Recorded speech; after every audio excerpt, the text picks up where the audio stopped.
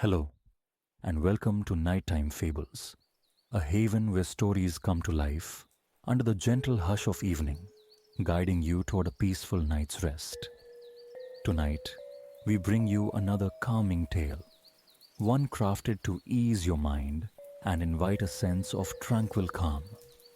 But first, let's take a few moments to prepare both body and mind for a restful sleep. Make yourself comfortable, and with each slow inhale and gentle exhale, feel the day's worries slowly melt away. It can be challenging to separate from the bustle of the day, especially as bedtime nears. Yet remember, the less we fret about falling asleep, the more our minds can let go of lingering tension. Let the gentle flow of your breathing soothe any concerns and allow tonight's story to guide you into a deep, restorative slumber. Now get cozy and let the soft glow of nighttime fables envelope you. Enjoy this story, and may it lead you into a serene and restful sleep.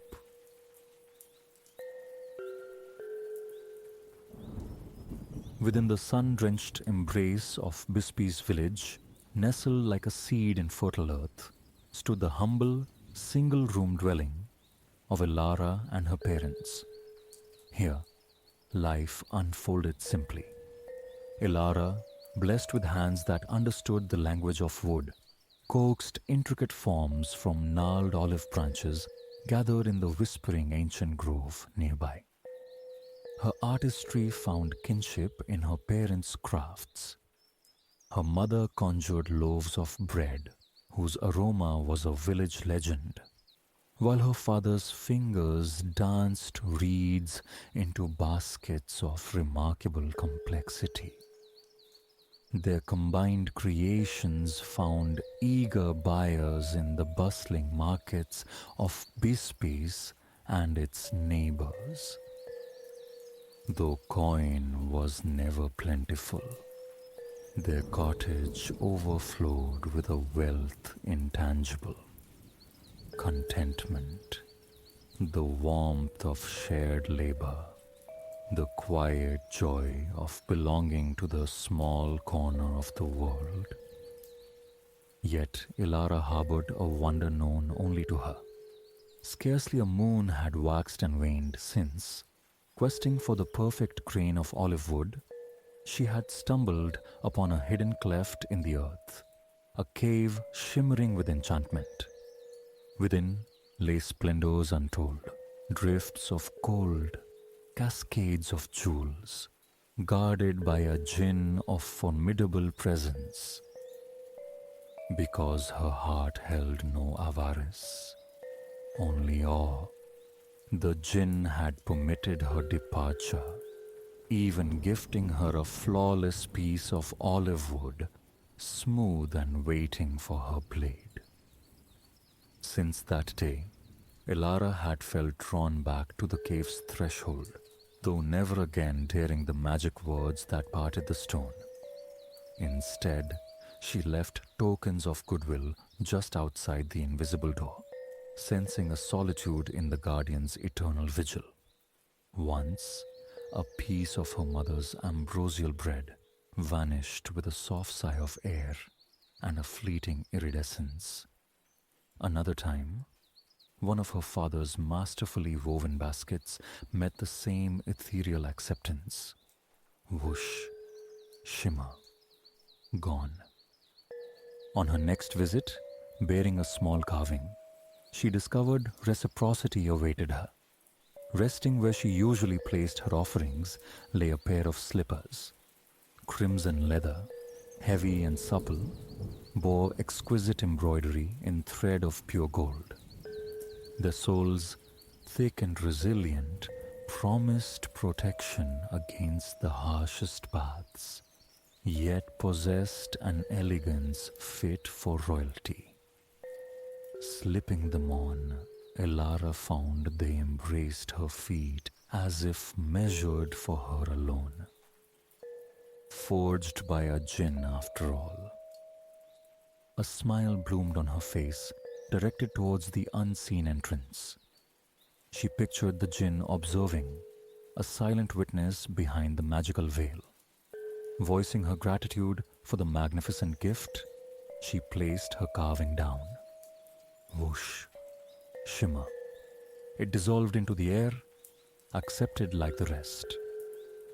The ensuing weeks were a whirlwind of market journeys, Ilara and her parents traversing the neighboring villages.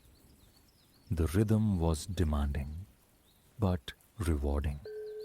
At each stop, the comforting perfume of her mother's bread, baked fresh in their portable clay oven, drew crowds to their stall, and those lured by the scent often departed with a carving, a basket, or both. Now, finally, they were home, their wagon lighter, their purses heavier. Autumn breathed cool promises into the air, signaling the market season's gentle decline. Elara welcomed the impending quietude, the fallow months offering precious time to replenish her stock of wooden figures, dreaming towards the next summer's bustle. To begin, she needed the soul of her art, olive wood. Dawn broke crystalline and bright, the sky vast save for a few wisps of cloud. Donning her wondrous slippers, Elara whistled for her dog, Zephyr.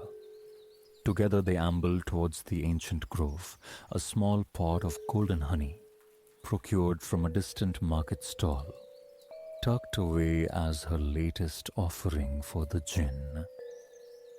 They meandered among the timeless trees, their trunks contorted narratives of seasons past, their leaves dusty silver-green ovals. Silence reigned, profound and tranquil, shared only with crowned foraging birds and others whose songs stitched the air from low-slung branches. Approaching the familiar cleft, however, a wrongness pricked at Elara.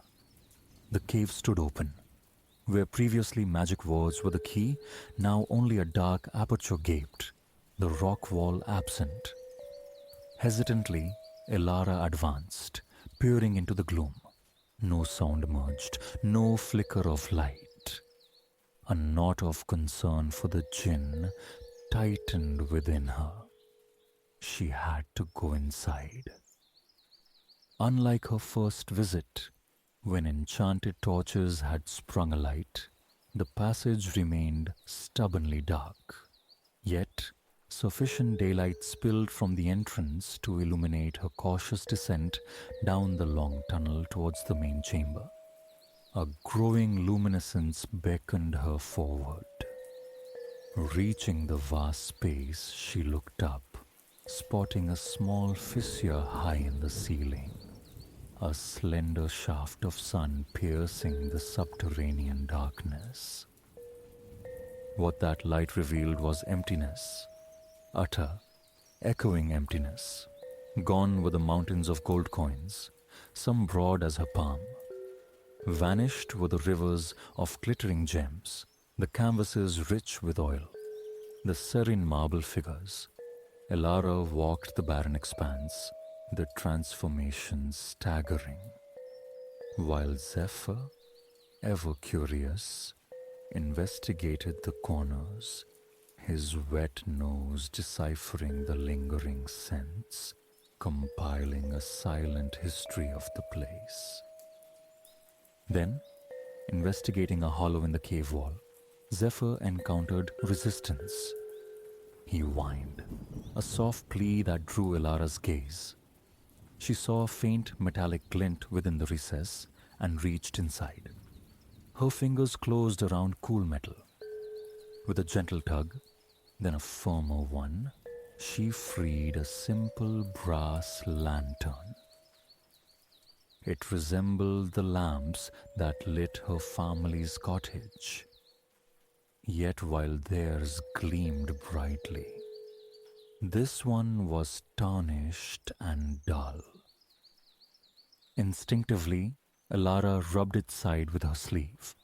A soft whoosh, and before her, suspended in the air, materialized the jinn.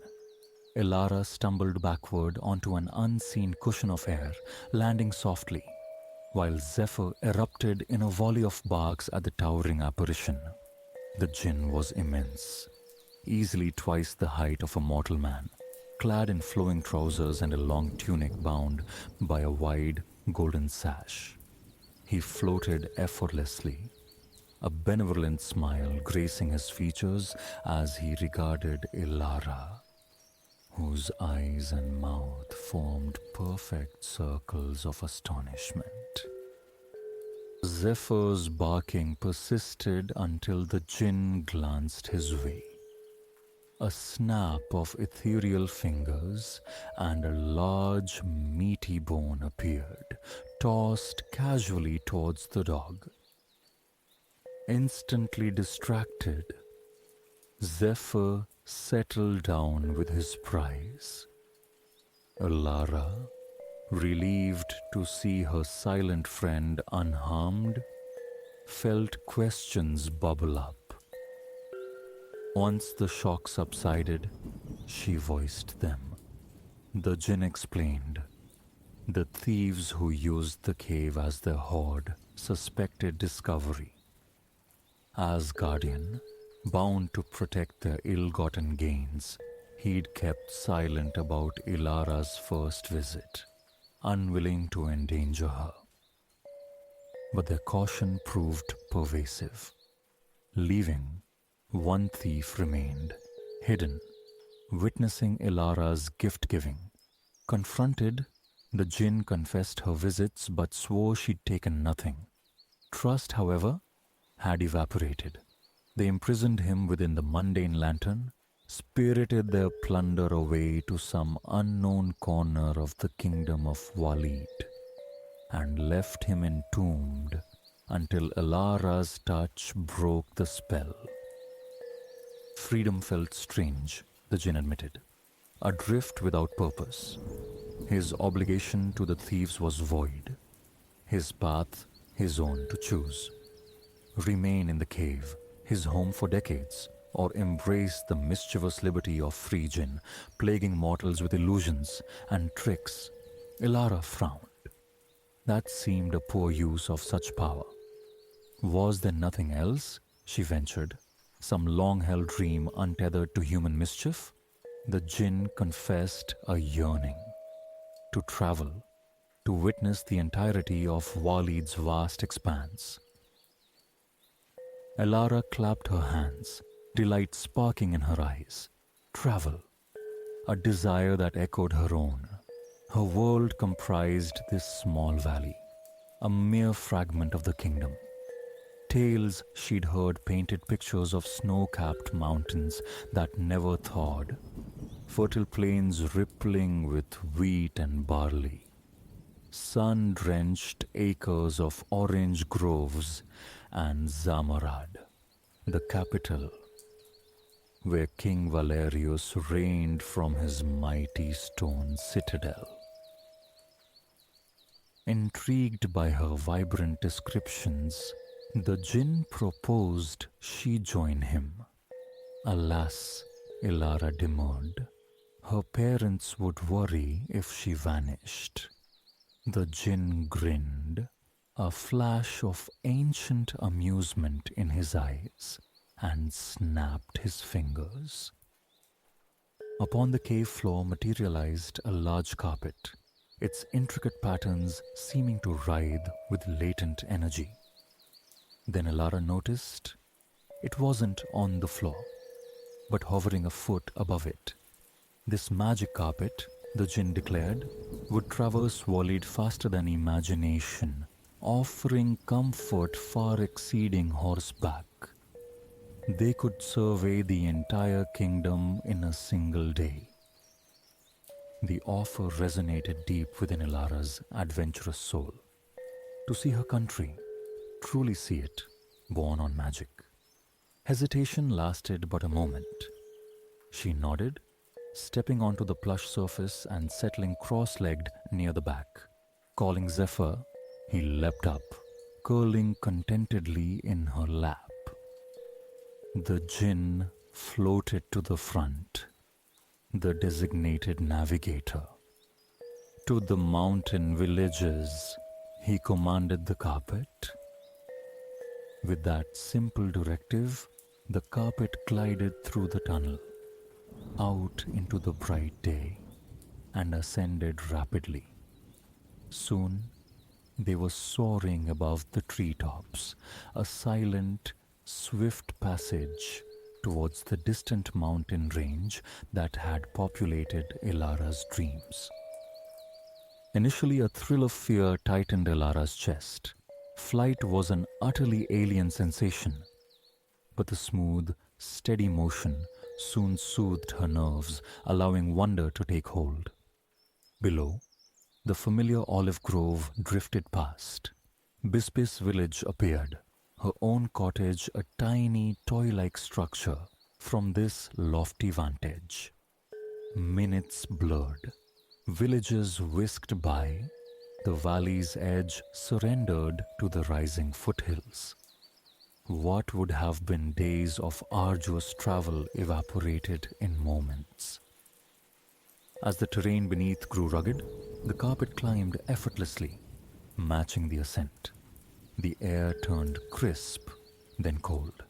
Ilara shivered, clad only for an autumn morning in the valley. The Jinn, noticing, snapped his fingers. Instantly, she was enveloped in a soft, thick woolen coat and hat, warmth seeping into her bones. She murmured her thanks, cozy once more. Patches of snow began to dapple the rocks below. Ahead, nestled in a high pass, lay a village, smaller even than Bispis. Its homes were fashioned from mud bricks, heavily insulated with bales of straw and grass stacked against the walls and piled upon the roofs. A practical measure, Ilara realized, spotting penned goats and sheep nibbling at this edible insulation. Thin tendrils of smoke curled from tiny stovepipes, testament to the fires warding off the mountain chill within. The village seemed deserted, likely paused for the midday meal.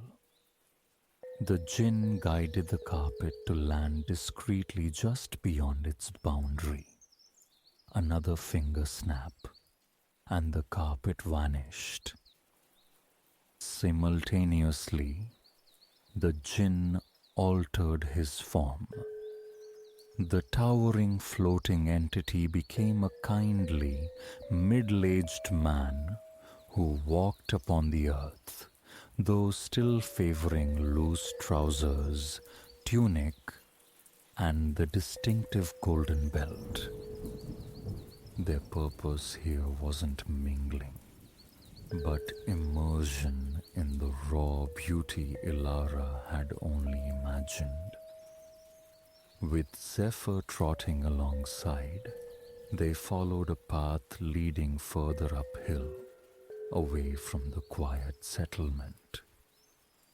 They navigated around large boulders, hardy plants clinging to life in the crevices, their boots leaving prints beside older ones in the lingering snow.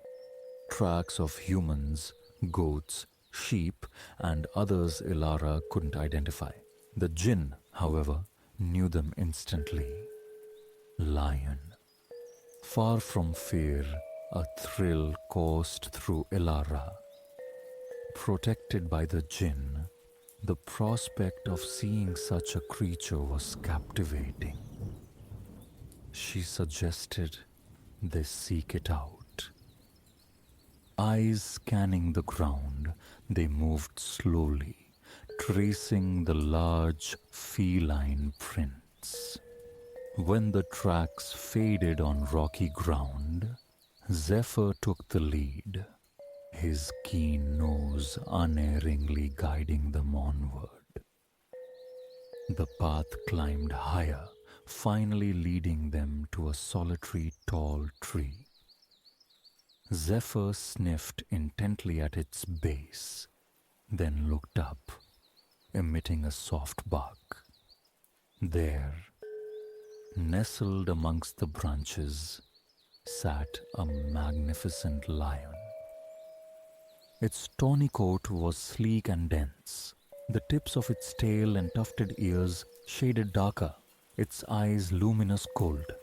Clearly shy, it regarded the intruders with wary indifference. Elara hushed Zephyr.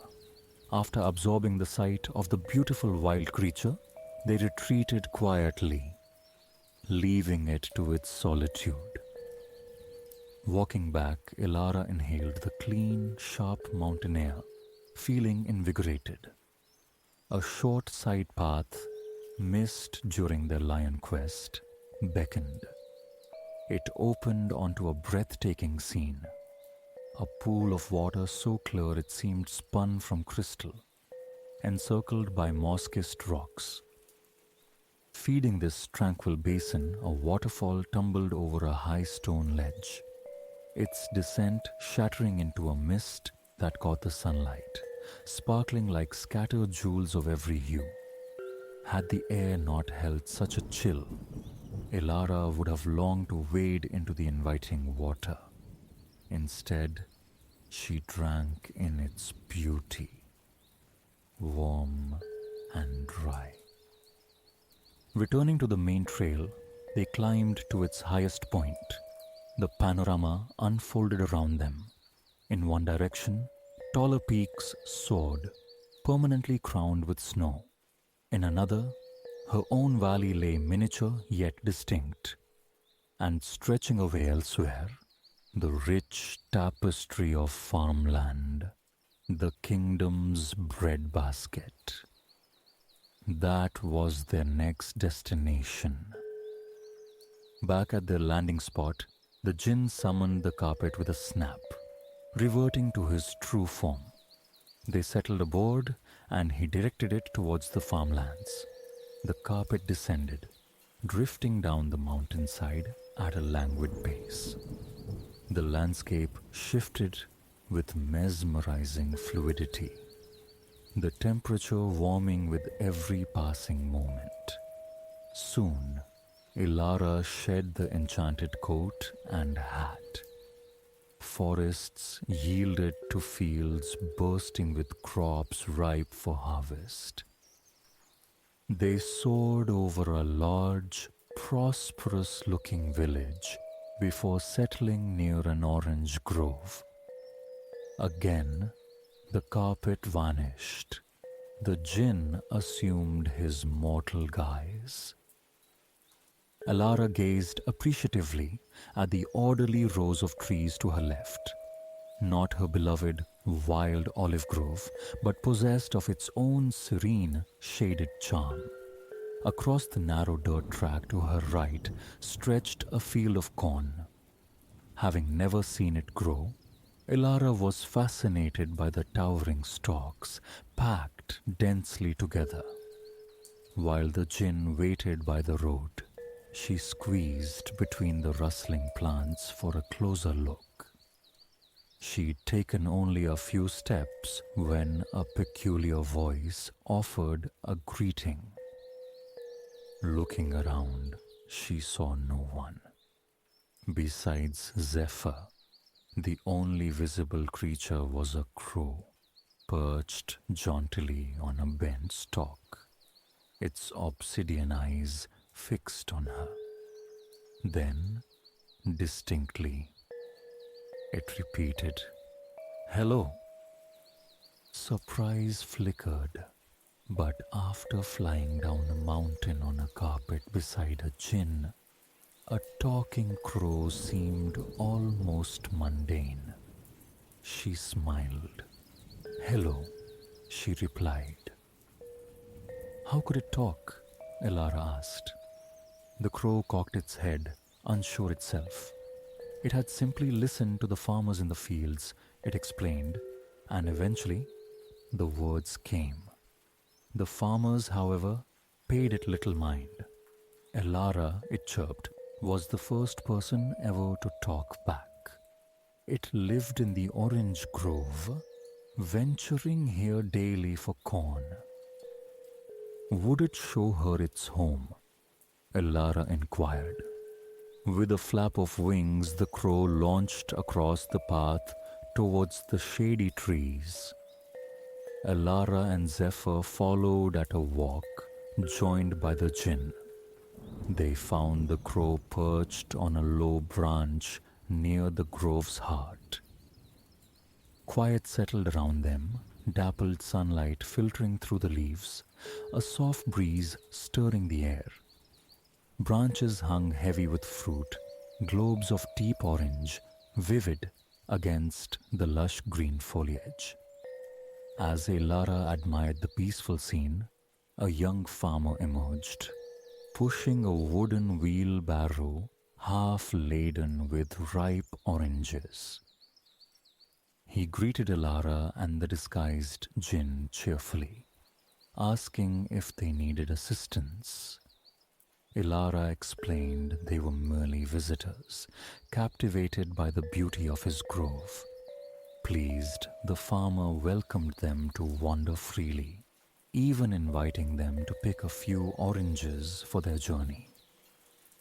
Mindful of his generosity, Elara selected only two, thanking him warmly.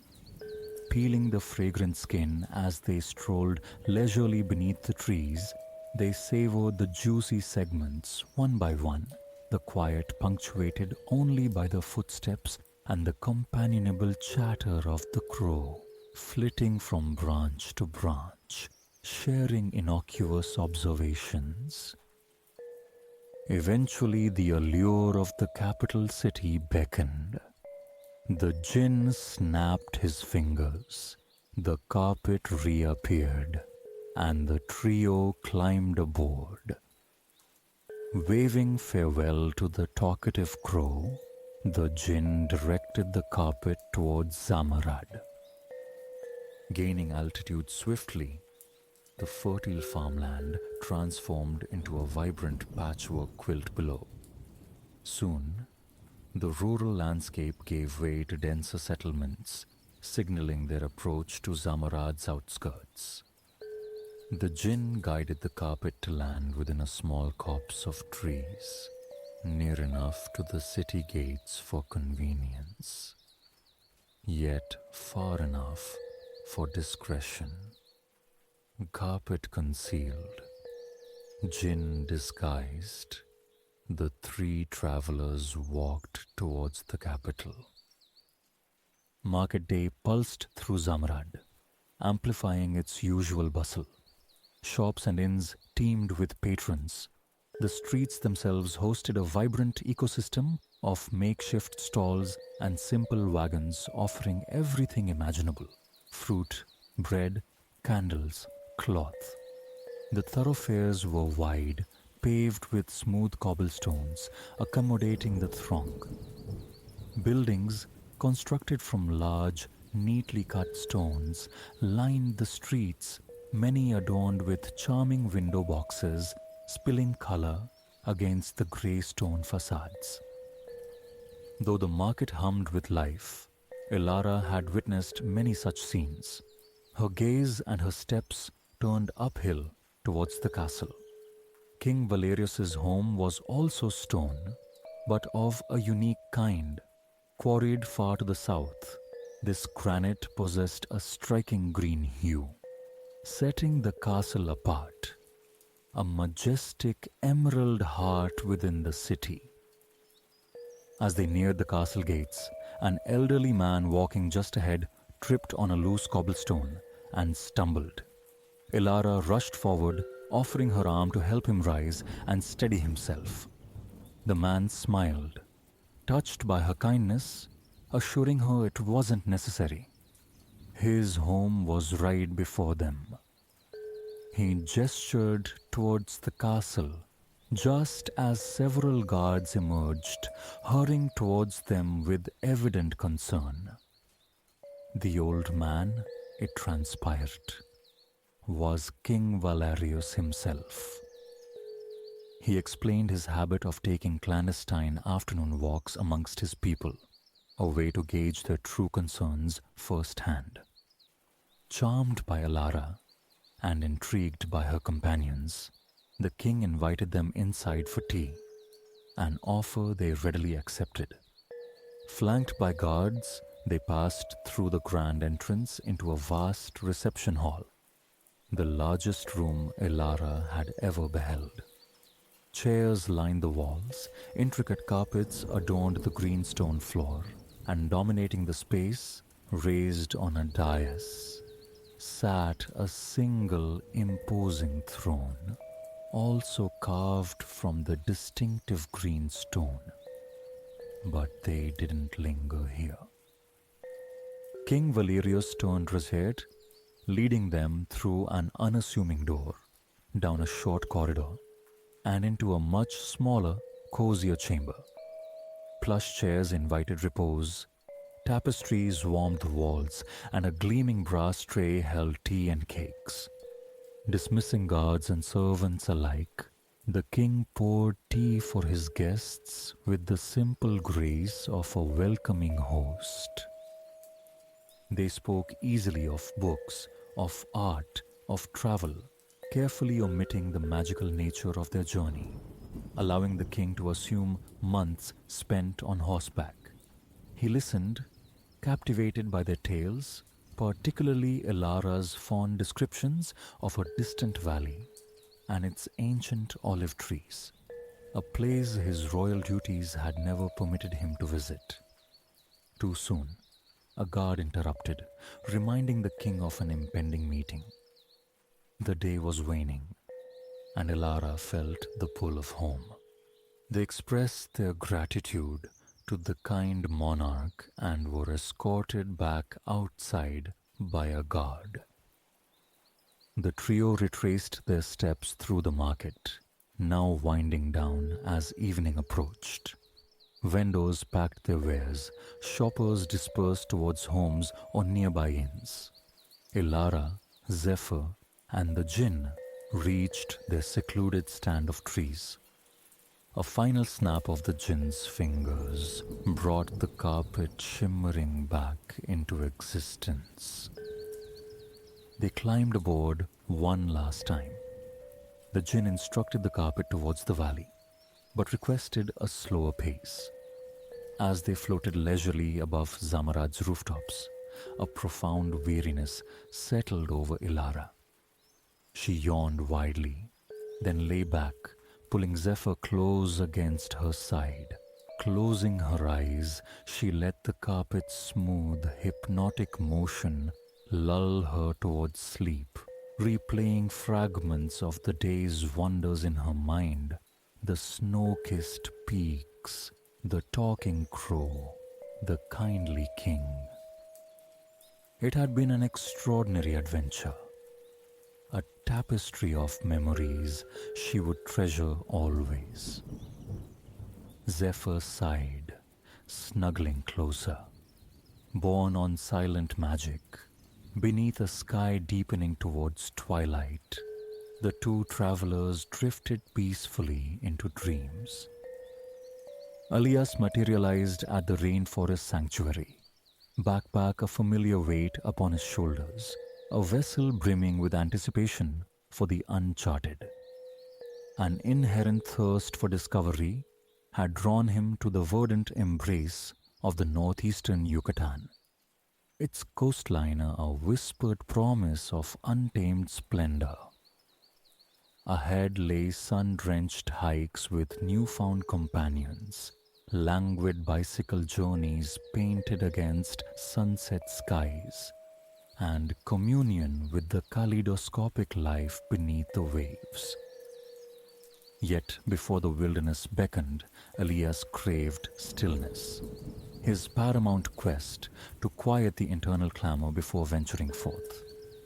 Having secured his lodging, he approached the concierge, an affable figure clad in crisp white linen and sand-hued trousers.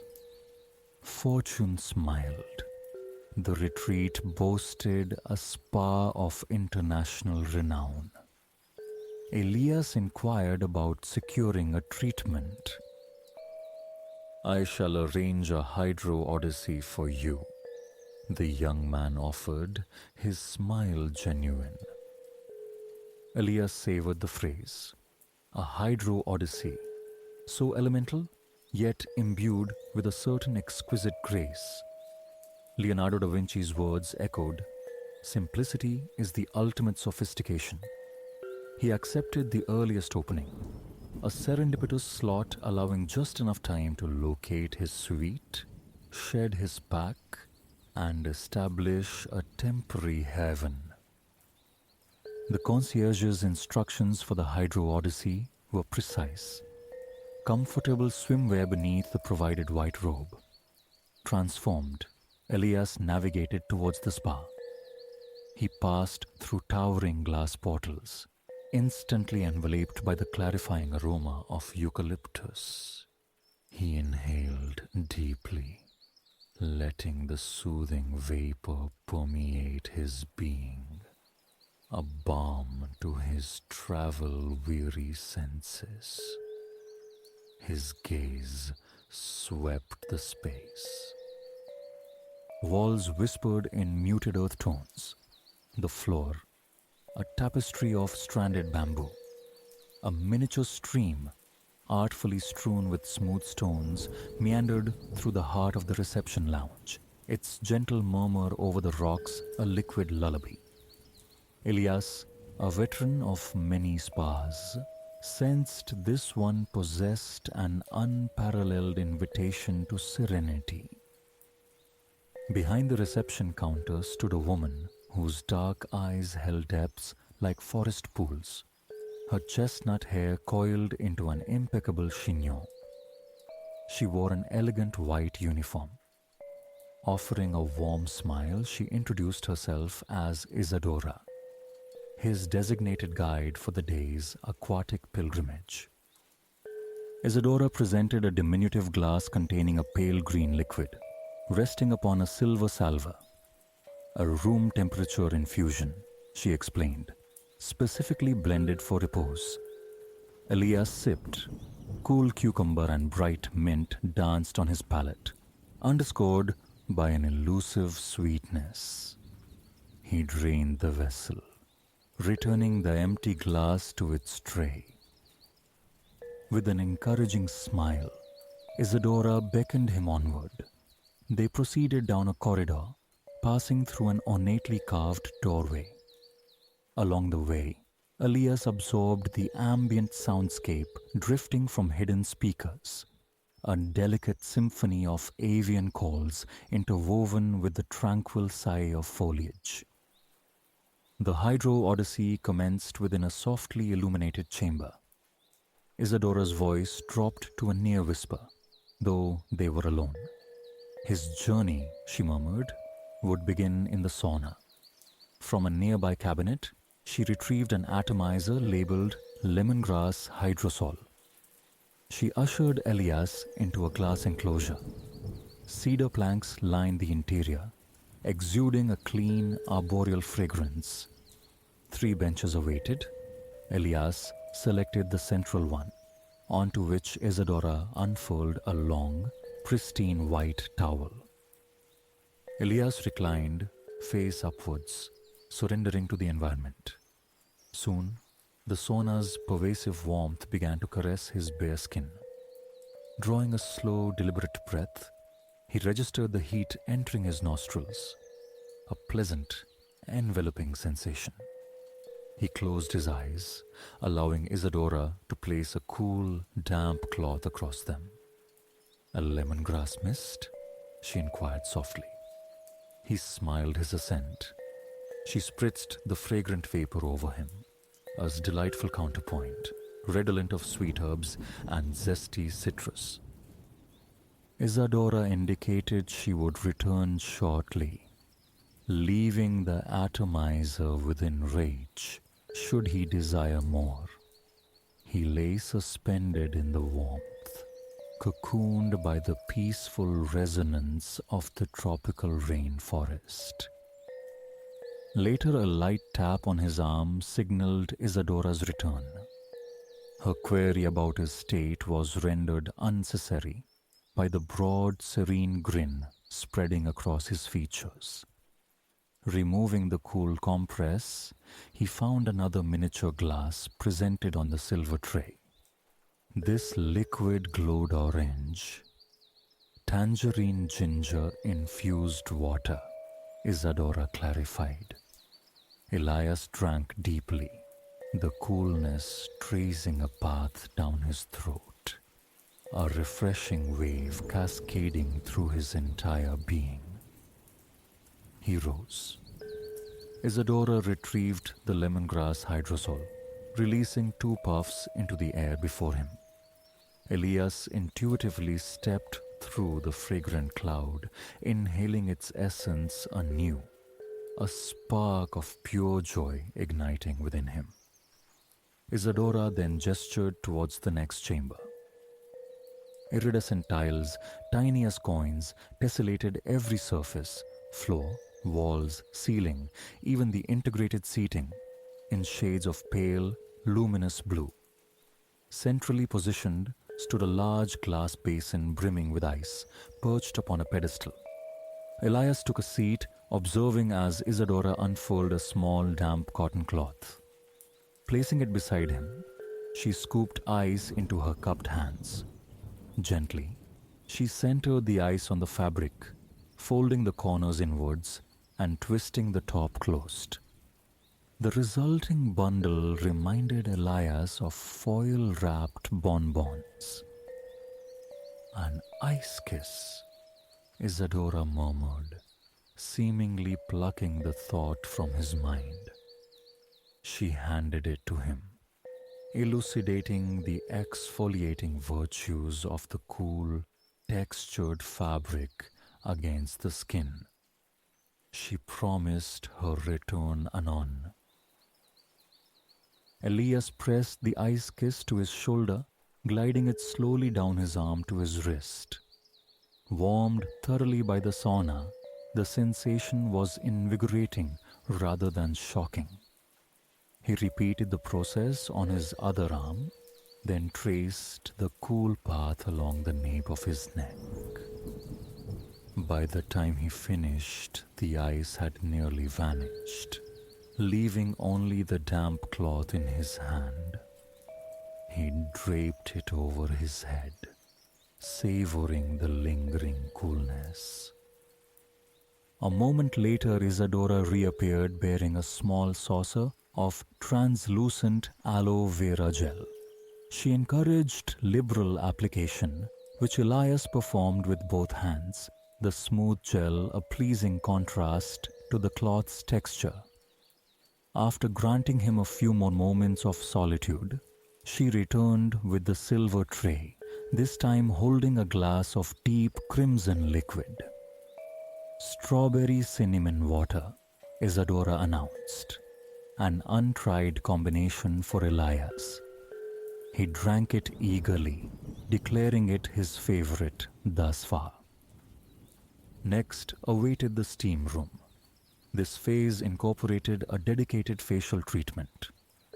Isadora presented a jar containing a light brown clay. Using expressive gestures, she mimed dipping her fingers into the jar and smoothing the substance onto her own face.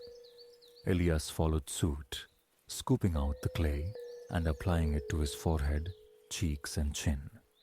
Its aroma was unexpectedly fruity. Pomegranate, Isadora explained, rich in antioxidants, accounted for the fragrance. Sea kelp contributed the distinctive pale brown hue. Elias allowed the mask to meld with his skin. Why? He mused silently. Have I never done this before? He fancied he could already feel his skin softening, yielding to the treatment. The steam room was profoundly dim. Its layout mirrored the ice room, but the coin-sized tiles were a deep navy blue, and the ceiling twinkled with embedded lights, simulating a starlit sky. The temperature rivaled the saunas, yet the quality of heat was entirely different.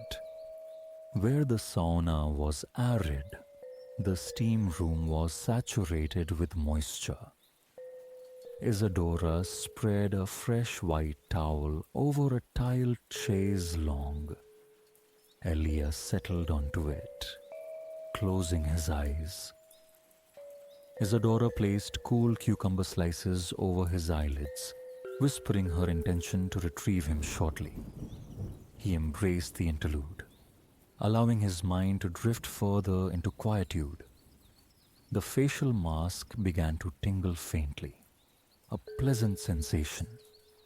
He relished the feeling of being utterly cared for, breathing in the gentle vapor swirling around him. Isadora materialized once more, tray in hand, bearing a glass of pink liquid. Luscious hibiscus lemonade. After Elias returned the empty glass, she beckoned him onward.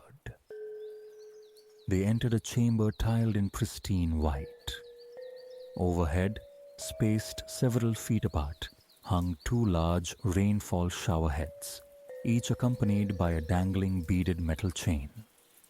The left shower, Isadora explained, offered an invigorating coolness, while the right promised enveloping warmth.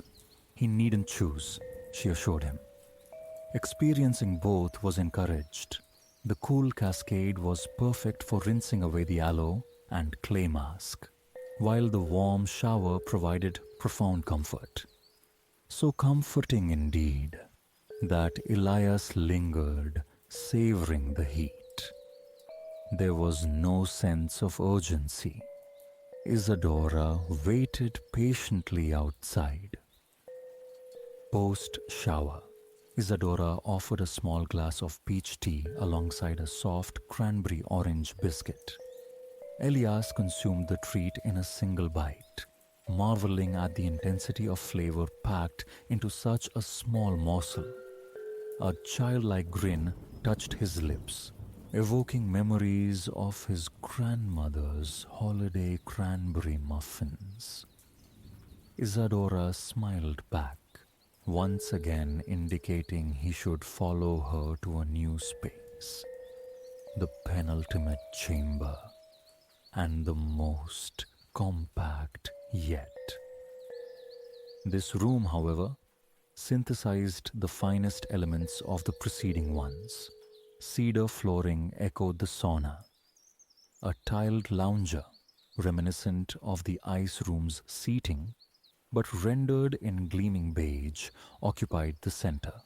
Twinkling starlights dotted the ceiling as in the steam room, and the ambient temperature was utterly perfect. Isadora placed a dry towel upon the lounger. Its contours differed subtly from the others. This one was engineered for zero-gravity repose, designed to alleviate pressure points, particularly in the lumbar region. Elias knew the ritual.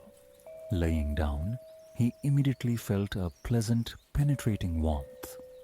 The lounger's tiles were heated. Isadora draped a delicate lavender-scented pillow across his eyes and administered a gentle scalp massage for several minutes. Finally, she covered him with a light, soft blanket, murmuring she would return later. In this interval, Elias felt his body surrender to an even deeper stratum of relaxation. His hands rested lightly below his chest, fingers interlaced, melting into the lounger's embrace. He felt paradoxically heavy and buoyant, grounded yet ethereal. For the first time, his mind achieved absolute stillness. Only tranquility resonated. Only peace filled his inner landscape. Grateful for an empty evening schedule, Elias could truly release, savoring this profound solitude. He wished it could extend indefinitely. Lying motionless, his soul activity became the rhythm of his breath. Inhale, exhale. Every muscle fiber hung loose, tension dissolved. Even his toes were utterly relaxed. As minutes drifted by, Elias felt himself letting go incrementally, detaching from the cadence of everyday life, sinking ever deeper into the lounge chair's support. He drew a full, expansive breath, feeling his chest and abdomen rise. He became acutely aware of each sensation, the rise and fall accompanying every respiratory cycle. The subtle background symphony of chirps and rustling leaves played on, his mind a perfect void. He descended further into relaxation, reaching depths previously unknown. Elias could easily have succumbed to sleep here, near the culmination of his Hydro Odyssey. Yet, some awareness held him tethered, floating on the liminal edge between wakefulness and cozy hibernation. He welcomed this dreamlike daze, immersed in its gentle currents. Meanwhile, the avian chorus continued. The leaves whispered their secrets. He focused on these sounds, on his breath, on the delicate lavender fragrance emanating from the eye pillow. No thoughts intruded, only serenity. His chest rose with another profound inhalation, then gently fell. Elias lay in perfect stillness, suffused with contentment and calm. In this cherished moment, his only obligation was to breathe in and out. Eventually, Isadora entered with hushed steps. She touched his shoulder gently, inquiring if he was awake. Had she arrived moments later, sleep would have claimed him.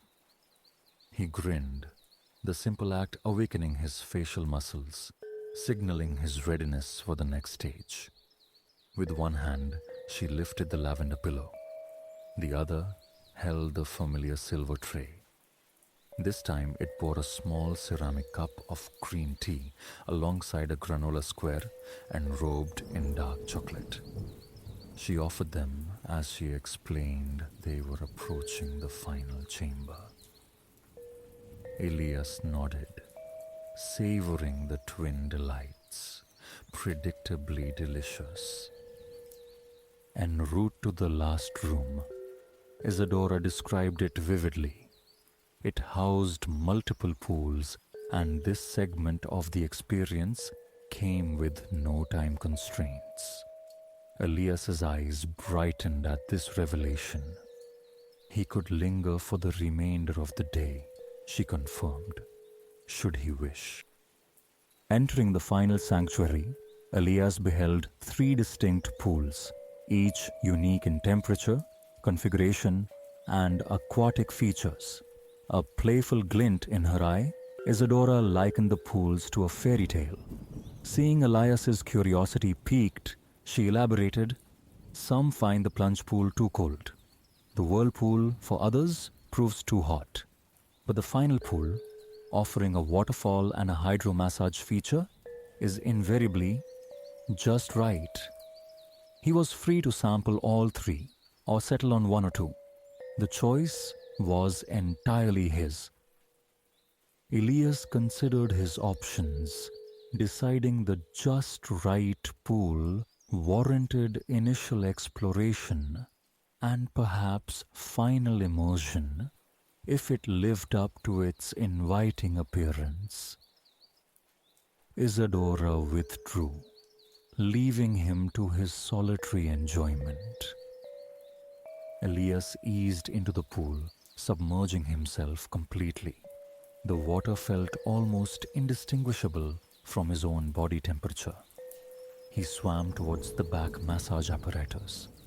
Robust streams of water pulsed from multiple outlets. Pressing his back against the therapeutic currents, he closed his eyes, lost in the sensation for several moments. Then the impulse for gentle movement arose, a lap or two, nothing demanding. The water's resistance felt calming, a physical reminder to embrace slowness, not just here, but in life's broader currents. He turned onto his back, floating effortlessly. With ears submerged, the external sounds, birdsong, rustling leaves vanished, replaced by the intimate rhythm of his own breath. In, out. Elias drifted languidly, sculling gently with hands and feet in the perfectly tempered water, appreciating the profound solitude. He had the entire space to himself. It truly was just right, echoing the fairy tale. A potent reminder, he mused, that equilibrium is essential in all things. As he floated, suspended between water and air, he remained anchored by the awareness of his slow, relaxed breathing. In and out, in and out. And in that suspended moment, Elias knew he had discovered something beyond mere peace and tranquility. He had found a perfect equipoise between mind and body. Floating serenely, a quiet smile bloomed on his face at this profound realization. His journey had scarcely commenced, yet he had already unearthed a precious insight, one destined to remain with him always.